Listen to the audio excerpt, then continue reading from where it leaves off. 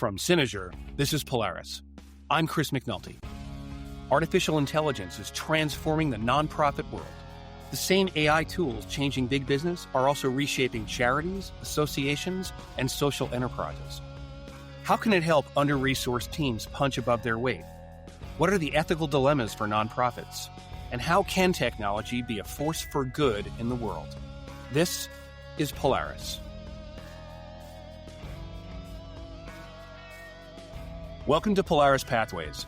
I'm your host, Chris McNulty, Chief Technology Officer at Synozur. Synozur, the transformation company, reimagines business for our clients, navigating strategies and leadership culture with ease. Today's episode sits at the intersection of cutting-edge tech and social good. We have two fantastic guests with us to explore how AI is shaking up the nonprofit sector. First, I'm joined by Tori Miller-Liu. She's the president and CEO of AIIM, the Association for Intelligent Information Management. Full disclosure, I'm on the AIIM board as well. Tori is an experienced association executive and tech leader. Before heading AIIM, she was the chief information officer at ASHA. She knows how organizations manage information and is leading the charge on helping them navigate the new era of AI. Our other guest is Andrew Borg, who leads ethical AI and nonprofits at Synozur. He's been an innovation catalyst for AI ethics and digital transformation at Avanade and beyond, helping nonprofits leverage technology in positive, disruptive ways. And I'm happy to have him back on Polaris for his third appearance. But before we get going, let's define our terms and our data points. As usual, our reading list and references will be included in the show notes.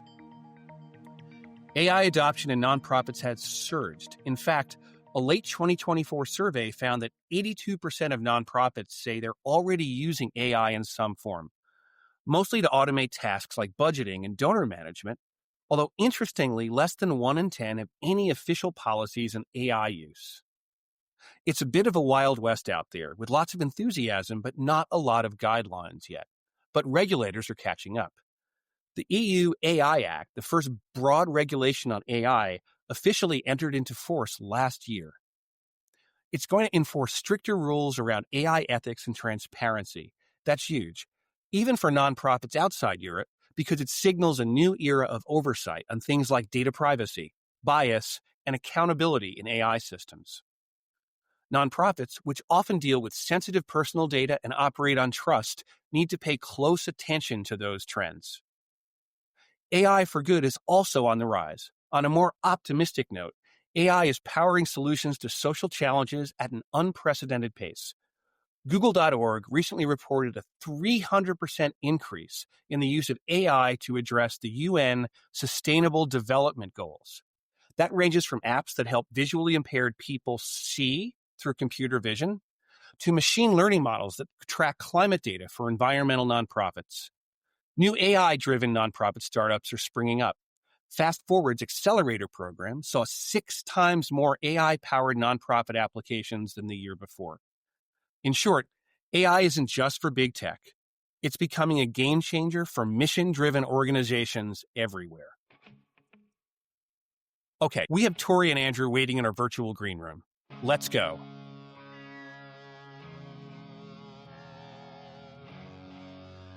Welcome back. So today I'm excited to be able to introduce our guests, Tori and Andrew, to the podcast. Welcome. Where are you calling from today? I'm calling from the New York City metropolitan area, but actually in New Jersey across the river, about 13 miles straight west in the town of West Orange. And I'll have a similar response, but farther south. I'm in the D.C. metropolitan area, but I'm actually in Maryland and not D.C. Love that suburban sprawl. Yeah. And I'm calling in today from Washington, but not D.C., from the state, just a little bit to the northeast of Seattle here. Tori, I'd love it if you could just give the audience a little bit of an introduction on yourself and your background. Sure, happy to. So I'm the president and CEO of the Association for Intelligent Information Management, and I work closely with Chris and our other board members. I'm a former chief information officer within the association space. I've worked for associations for about 20 years now. I'm a fellow of the American Society of Association Executives, and I'm also a certified association executive. So you may notice a theme that I like associations. Yeah, I'm Andrew Borg, and I'm the AI ethics and nonprofit lead for Synozur. I've been in the tech domain for decades, and I'm very happy to be here today. Thank you. So let's get into it. I think we've been watching AI impact just about every aspect of digital experience and business and all the ways that we create information. What's been top of mind when you think about the news that's going on in the world today? Um, Tori, let's start with you. What's top of mind for you in the intersection of AI with the digital world?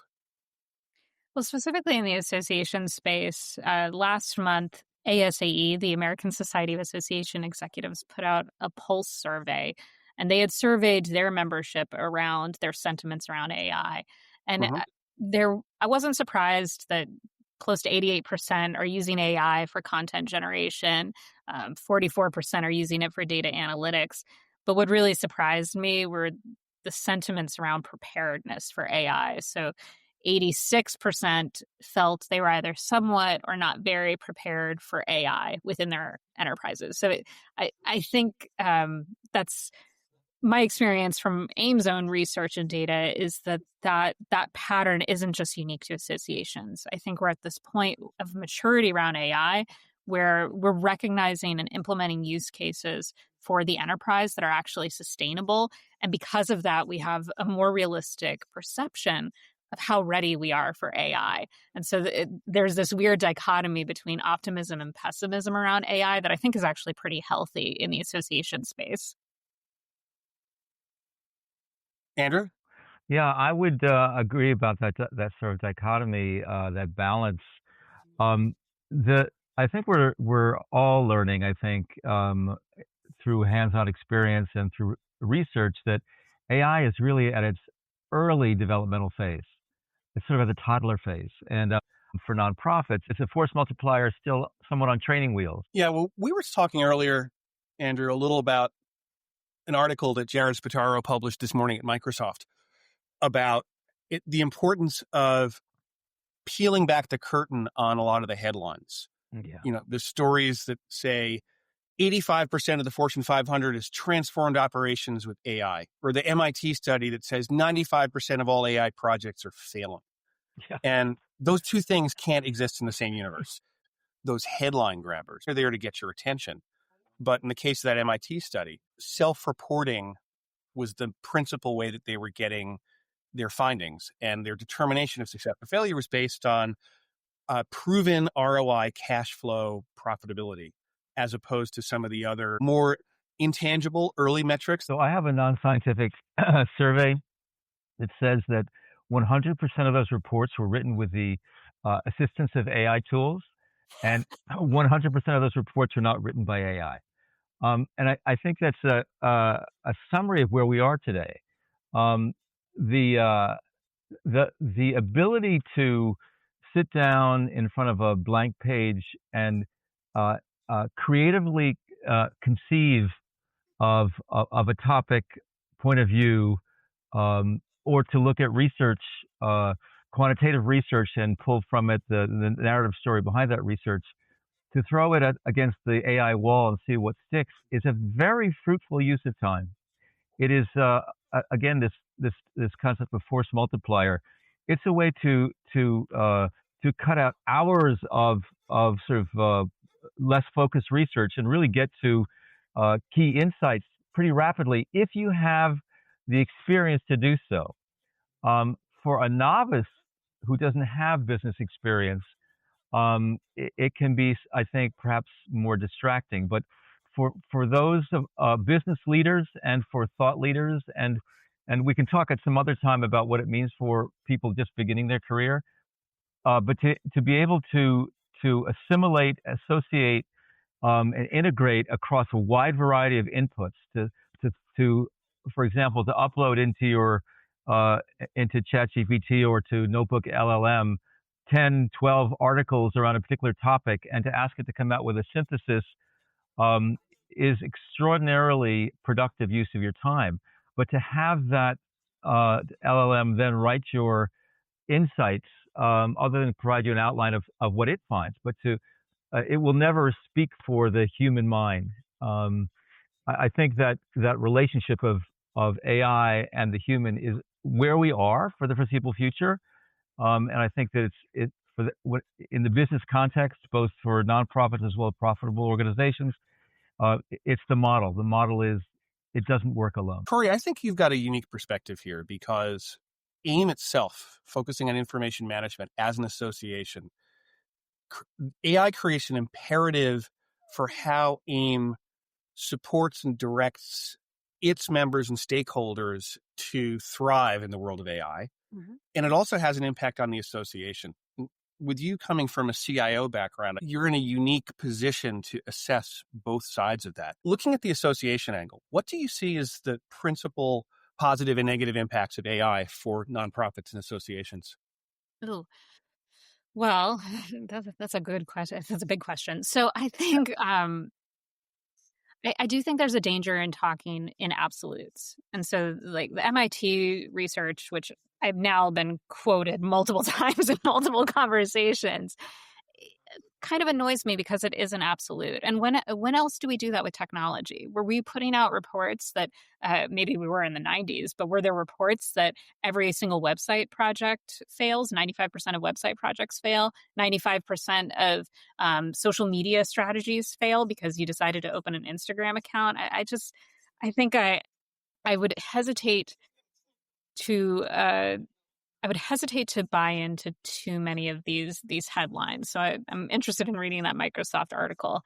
So I think one of the negatives in the association space is associations and the way that they're governed, and nonprofits, regardless of tax status, are somewhat similar.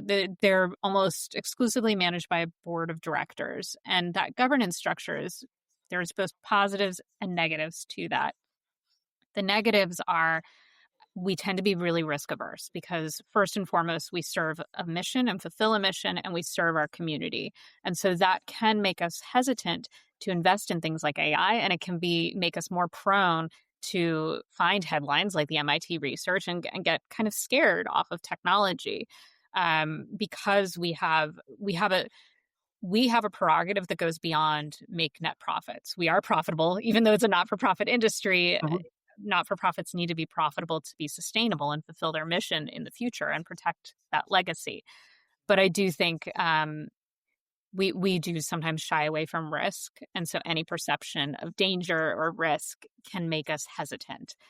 I think that hesitancy can be a real big roadblock to an association's ability to fulfill its mission over the next 5 years. I think if you're hesitating to even use AI, you will very much be left behind. And I like, Andrew, what you said about AI should be a force multiplier. So we should be finding use cases where we can multiply the benefit and value that associations provide and maximize those. And it's not about replacing the association workforce. It's not about replacing our members. It's about figuring out what is the new role that we can serve in this AI era, providing both value to our members and providing resources that are going to advance our industries into the future. That's where I think where associations have historically excelled. We are great at helping industries navigate tricky situations and tricky periods in history, and this is absolutely one of them.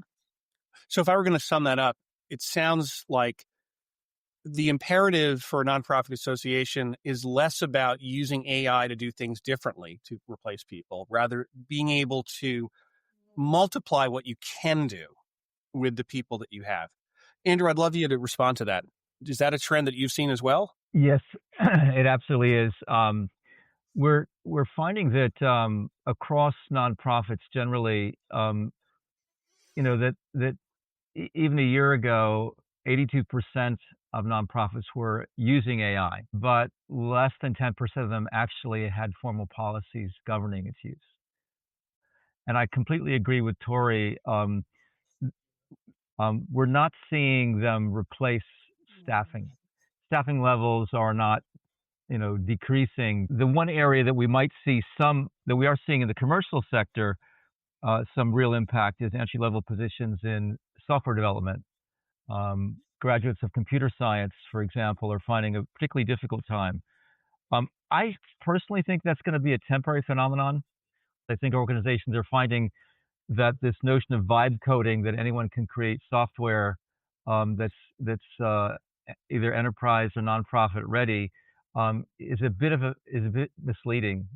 Much like we might say that the notion of self-driving cars isn't here today either. So I think we need to take off the rose-colored glasses, in particular in nonprofits, because we don't want to be putting ourselves at risk by believing hype. We want to see where the real value is, and I do think that the real value is in amplifying the capabilities and the skills of our staff to do much more. I won't say much more with less, but to just do much more with what we have. And that's sort of, I think, the key benefit in terms of the nonprofit sector for the impact of AI technology. The future that worries me a little bit is a future where you have these virtual nonprofits who are run by one person and a bunch of agents. And while I think immediately that might open up some great positive social impacts, I do wonder about what the long-term impact if associations themselves don't have those entry-level positions so that people are getting a toehold in the nonprofit world as they move up, that there won't be successors to take over for current nonprofit leadership. It's a real concern. There was some interesting research done recently at MIT about the looking at the brain activity of people who are using AI, and looking at what functional areas of the brain are more active. And what they found is that sort of for younger professionals, the brain activity was actually somewhat diminished. Sort of this notion of lazy brain. Whereas they found those who had more experience, they found that the brain was much more active in working with AI, because they were seeing all the possibilities and the connections, and it creates, if you will, additional neuroplasticity in the brain to create new connections and new insights. So I have maybe a question / I'll play devil's advocate for a second. I appreciate what that study is saying, but I do wonder if they looked at the entire journey that a work product takes. So I'm thinking back to, remember the article from like the early 2000s about, is the internet making us stupid and dumber? I feel like that's where we're at with AI right now. But here's what I've experienced on a day-to-day practical level. And I actually just had a meeting this morning where internally AIM right now is looking at what our educational strategy is for 2026. So I, as someone who's spent nearly 2 decades in the association space, when I'm thinking of developing a strategy, I do what you described, Andrew, that I use AI almost as my like assistant, where I've come up with the context. I can tell AI specifically, here are the goals that I think that we should pursue. I need you to refine them. Here's some additional context so you understand exactly what we're trying to serve our audience next year. That's how I approach it. What I've witnessed, though, is my younger staff, they do what you described, where they give AI a pretty simplistic prompt. AI spits out a very generic strategy, but then it's flipped. So they're extending more brain power in the editing of what that AI has done. And I think it's my obligation as a coach and a manager in the nonprofit space to make sure that we're not just copying and pasting what AI gives us. That can be the foundation. But I think she's on version 4 now. I mean, she's been through so many iterations of this strategy document. And so I just wonder if that research had gone a little bit farther and looked at the brain activity over, say, like a 90-day period, which is usually in the association space, how long it might take us to develop like a strategy, for instance. How does that brain activity change? You've sort of piqued my thinking about this in a way. What's the right background to work with AI? And I'm beginning to think that maybe a liberal arts education might be a really good background to work with AI, because if your training is to look across cultures and across history and across to kind of develop pattern recognition about humanity and culture and communication and how to communicate and correlate across different data sets. I'm not arguing against STEM. Trust me, I think both are critical. Think about recently graduated new hires. It's not about skills as much as it is about aptitude, about intention, intelligent analysis, because skills can be acquired, but a way to approach a corpus of information or how to enter the unknown and make it known, it requires someone that has that neuroplasticity, the ability to sort of rethink or encounter something they never had before and look at it creatively. So I hadn't thought about that in quite that way, but when you were talking, Tori, about how your new hires sort of are wrestling with AI in a way very differently than you are, I thought this could Yeah, be and an I feel like interesting approach. we have to allow that it could be changing thinking patterns, but it doesn't Hmm. necessarily mean that the future workforce is dumber than us. Right. It's just That's they're yeah. thinking differently than I did, just like Yeah. they don't know what a tape deck is anymore. It's just but What's I tape? also one thing I wanted to add, Chris, if you'll allow me, is AIM has been thinking a lot about the roles in the AI era and what role our practitioners will serve in the AI era. So we typically talk about how information management practitioners are going to become the data logisticians. They're going to be responsible for the data logistics around AI. And what you described, Andrew, I think is a separate role. It's someone who can provide the context or the aptitude for that AI. And it might be a line of business leader, but it could just be your entry level workforce member. And then I think the third role is probably around like hardware and software. But if I'm thinking about who are the people that you need at the table for an AI center of excellence or an AI project, I feel like we're starting to get a sense of what those roles should be. And you can notice when there's an absence of the person who can provide context or the person who understands what the heck is happening with data. It's not an automated function how to apply AI. It's a human function, and the human function here is we now have this totally uh, uh, this amplification of the entire history of the internet through large language models available to us at our fingertips, and we have pattern recognition which can take key insights from that corpus of knowledge. How does that change our job roles? How does that change how can we optimize our organizational structure and rethink how we serve our mission? Because how we did it before is not necessarily how we want to do it moving forward. And this, again, to your point, Tori, is where new hires can bring that sort of open attitude and approach of how to really think differently. I'd love to get your ethical perspective on how we should think about AI in the human realm. Do we treat AI as if it's our digital coworker? Should we be allowing AI to impersonate humans or not? What's your take on that area? So one of the topics in my recent blog about the limits of AI scaling is the lack of an ethical core or a moral core to AI itself. And so it's sort of a cautionary tale. We are really at the beginning of a new era for humanity. We really are. I mean, this is a step change, a new era, the name for which we have yet to find. But this, we're really, AI is at the toddler phase at this point. And it's a toddler phase without a sense of moral compass, of human values, of really implicit human flourishing as being the reason they exist.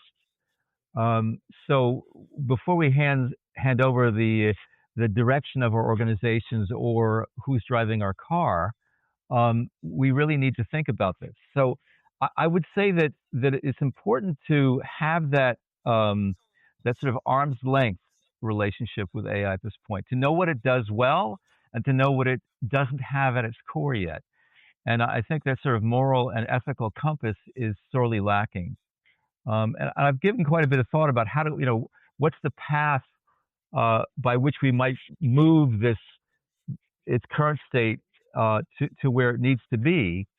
And it's really, I think, a long journey because what may be an ethical compass or North Star in North America or in the U.S. May be very fundamentally different than it is in sub-Saharan Africa or indigenous American tribes or in East Asia. So what is the, how do we even begin to even comprehend a way to embody that in an AI? It's going to take us years. And I think we've got a long path ahead of us. I think it's important to not overly personalize AI. And we know that from a compute perspective, AI doesn't have feelings or thoughts or morals. And you don't actually need to say, could you please, or thank you, or any of those sorts of things. But I do worry about the implications of building a habit of not being polite in dialogue to AI, spilling over to barking orders to your actual human staff without those, you know, those fingerprints of decency that I think are an important currency to have here. With that human element, Tori, I worry a little bit about a dystopian future where you have a grant writing bot that hands grants off to a funding agent who then triggers an automatic distribution to some other AI layer, and there's no people involved in that. When you think about the nonprofit realm, what are the places, there's data analytics, there's core productivity, there's ideation. Where have you found AI to be the most help, and where hasn't it helped as much?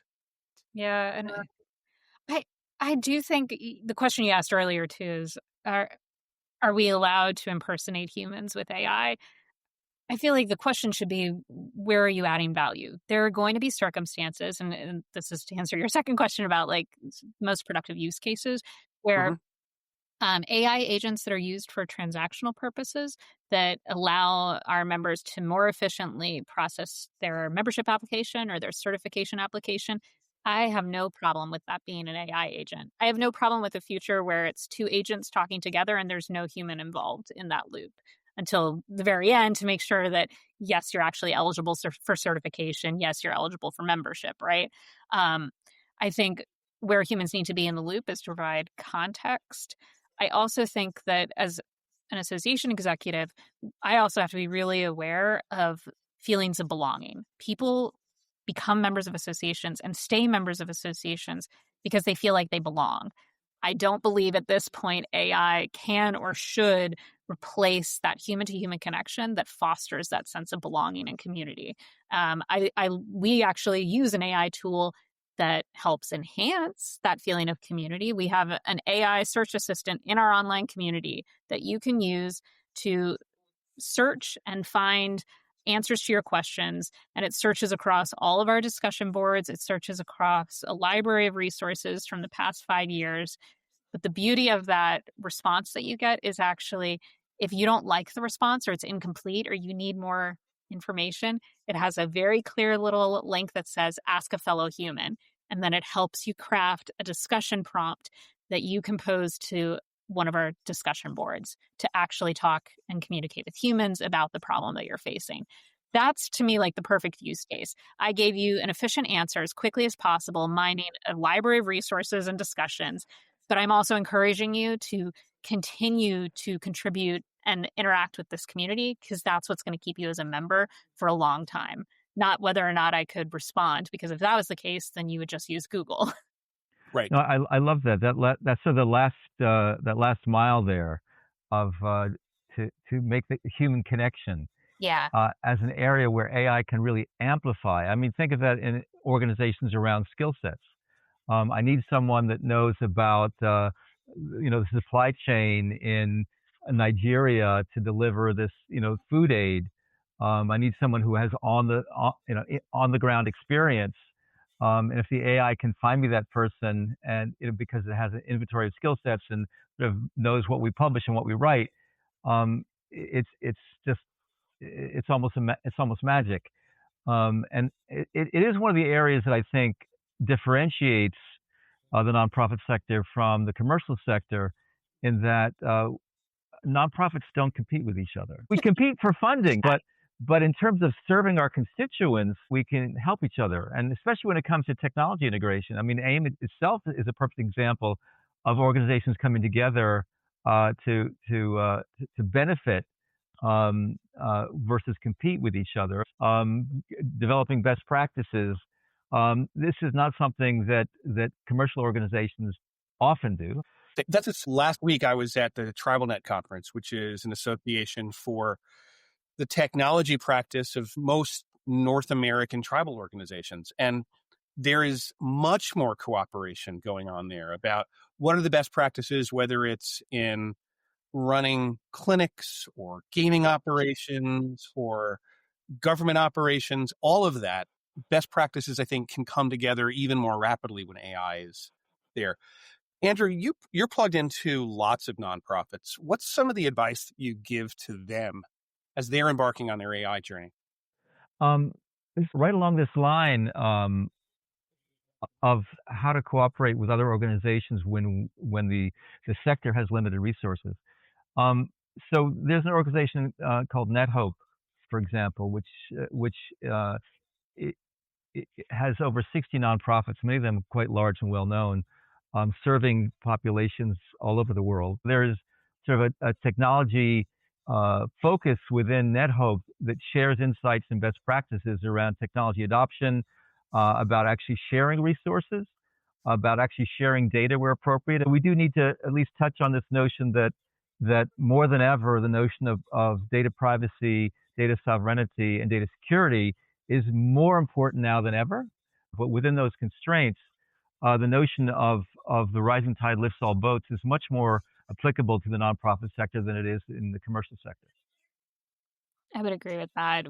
I'm a member of ASAE's AI Coalition, and that literally is a group of 20 to I think 30 now associations that meet on a regular basis and talk about AI policy at the governmental level, but also how associations are implementing and using AI. And you need that kind of cooperation to advance and to move forward and to help provide guidance to the rest of the community.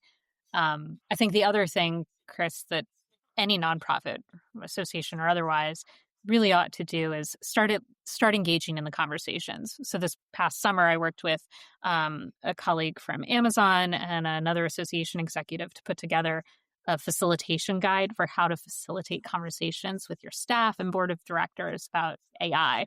Not necessarily to develop a strategy, but truly to start encountering some of these really difficult conversations about, I'm worried I'm going to lose my job because of AI. Why are you investing in AI? Or I'm worried that you're going to replace our research that we really protect, that we really value. And that's the key reason we're a member. So I think if we're unafraid to handle those difficult conversations and facilitate them, I think that's the first step. It's easy with limited resources to feel very overwhelmed by the decisions that you have to make, the technology, the lack of policies, all this stuff. Mm-hmm. But you just have to start somewhere. And the conversations, in my mind, are the easiest way to start. Beyond that, my other big piece of advice is you do not have to do a greenfield project. Most of the vendors in the nonprofit space have started at least investing somewhat in AI. I would talk to your existing vendors. An AI experiment does not have to be build your own app. It can be talk to a vendor, experiment with the vendor. We've now beta tested 2 AI products for existing vendors without hiring a single developer. So there are many avenues towards AI adoption. That's a great point. Well, folks, this is the part of Polaris where I love to ask our guests about something that has captured their attention beyond the worlds of technology and business. I'd love to hear and share with the audience something, Tori, that you may have experienced lately that had an impact. Well, this is about a year old, but I really love the Avett Brothers, and they developed a musical that debuted in the DC area at Arena Stage called Swept Away. It happens to be a rather depressing musical that talks about cannibalism and brotherly love, and but it's really interesting. It has a great message around how you can seek redemption through truth. Andrew, you're a third-time guest on the show, so you've shared movies and other things with us before. I'm really looking forward to hearing your response. I am currently an artist in residence in an art studio in my adjoining town. There was a touring band of, not band, but a touring group, a cadre of Tibetan Buddhist monks that were traveling the world and were coming to town and looking for a venue. So this studio is a big space, and they wanted to hold what they call a Dharma talk, which is one of their chief monks, the Lama, to talk about and talk about what they do, why they do it, and to be open to questions and discussion with the audience.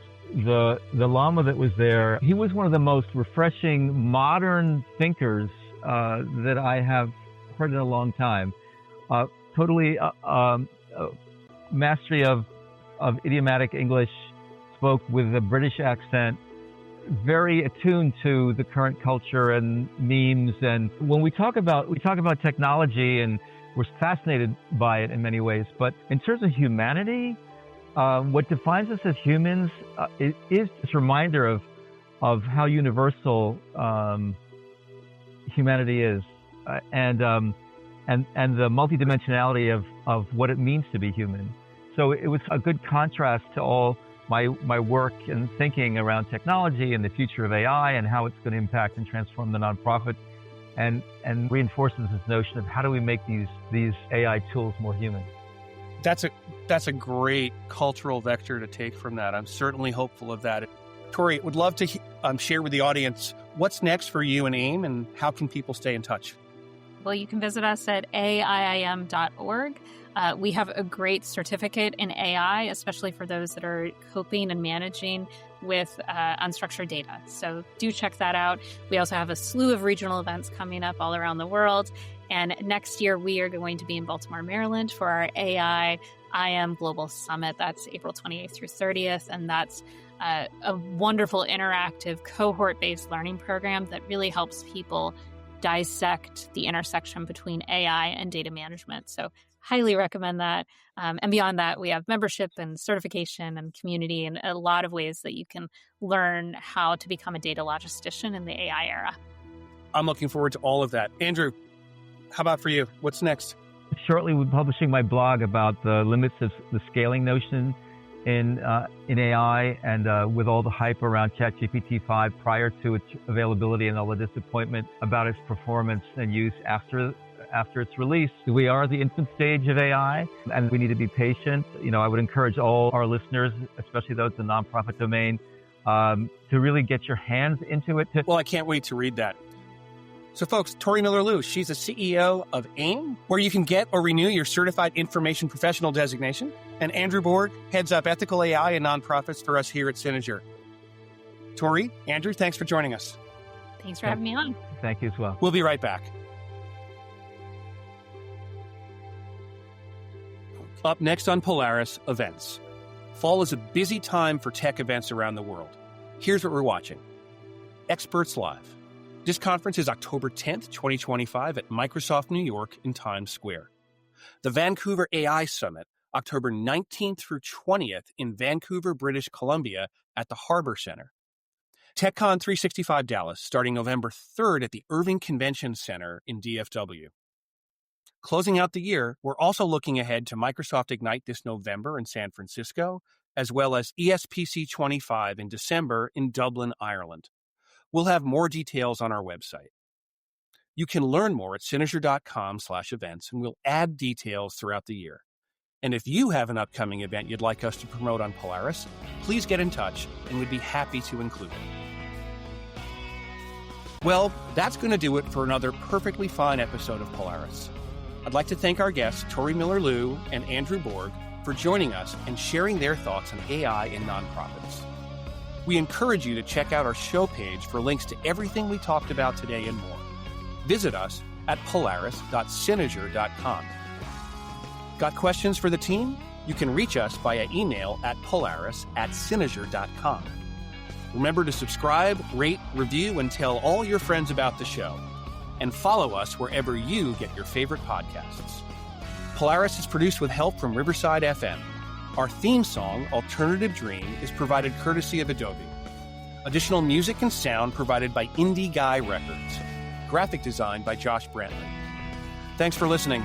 I'm Chris McNulty, and this has been Polaris, a show that charts the course for business and technology transformation from Synozur.